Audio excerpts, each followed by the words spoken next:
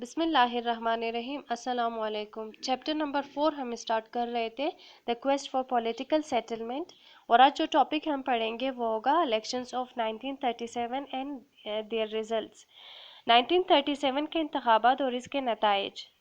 1935 کے ایکٹ سے دونوں سیاسی پارٹیز یعنی کانگریس اور مسلم لیگ ان کے حق میں نہیں تھے، لیکن پھر بھی 1937 کے انتخابات میں دونوں نے شرکت کی اور الیکشنز میں کھڑے ہوئے.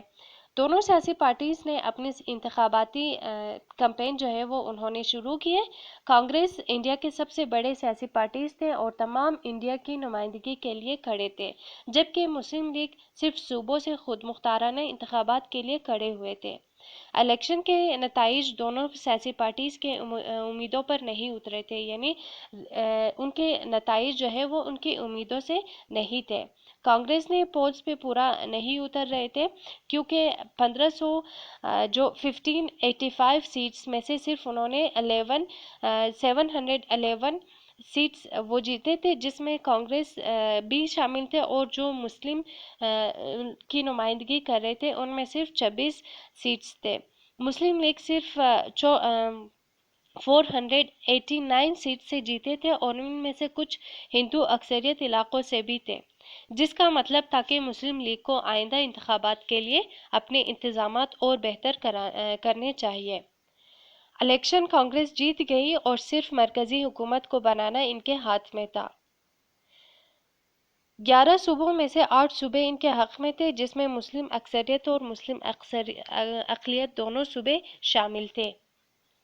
کانگریس کو گورنمنٹ سنبھالنے کا حق ملا اور برطانوی حکومت نے مسلمانوں کے حقوق کی حفاظت کرنے کے لیے ان کو حکم دیا تھا، لیکن کانگریس نے ایسا نہیں کیا. کانگریس نے مسلم لیگ کے ساتھ شیئر کرنے سے انکار کر دیا اور صرف وہ مسلم جو ان کے پارٹیز میں سے تھے ان کو موقع دیا گیا تھا. انہوں نے ہر ممکنہ کوشش کی کہ وہ مسلم لیگ پر ان کے حق جتائے.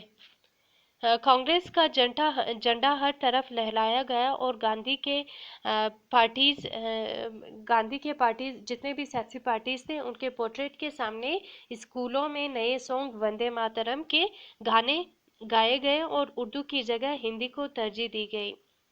ان کے کاموں سے یہ ثابت ہوا کہ کانگریس کسی بھی طرح مسلمانوں کے حق کی بات نہیں کریں گے، نہ مسلم ثقافت، زبان اور مذہب کو مانا جائے گا اور نہ ان کے طرف توجہ دی جائے گی. 1937 کے انتخابات میں کانگریس جیت گئی اور جو یونینسٹ پارٹی پنجاب سے، کرشاک پارٹی بنگال سے، ریڈ شرٹ پارٹی NWFP سے اور سندھ یونائٹڈ پارٹی سندھ سے، اور ایسے ہی جو ہے آسام والے مسلم پارٹی جو ہے آسام سے جیت گئے. اس طرح سے ایسے الیکشن ہوئے تھے ان صوبوں میں. کچھ پارٹیز نے کانگریس کے ساتھ باہمی تعلق سے کام کیا اور کچھ نے ان کے ساتھ کام کرنے سے منع کیا اور اپنے خود مختارانہ کام کر رہے تھے. مسلم لیگ نے بھی کانگریس کے ساتھ مشترکہ کام کرنا چاہتے تھے، لیکن کانگریس کو ان میں کوئی دلچسپی نہیں تھی. جب کانگریس کی حکومت 1929 میں بحال ہوئی تو قائد اعظم نے تمام مسلم سیاسی پارٹیز کو اکٹھا کیا اور 1946 کے انتخابات میں مسلم لیگ ایک بہت بڑے فرنٹ کے ساتھ متحد ہو کے سب کے سامنے آئے اور انہوں نے یہ پروف کیا کہ مسلمانوں کو آئندہ انتخابات کے لیے متحد ہونا چاہیے، کیونکہ جب وہ متحد نہیں ہوں گے تو ظاہر سی بات ہے انتخابات میں وہ نہیں جیتیں گے اور اس طرح سے مسلمانوں کے حقوق کی تحفظ نہیں ہو سکتی. اسی لیے انہوں نے کانگریس کے خلاف جو ہے اپنی پارٹیز اتنی مضبوط کی کہ 1946 میں وہ لوگ انتخابات جیت گئے. تو یہ تھا آج کا lecture. Thank you so much.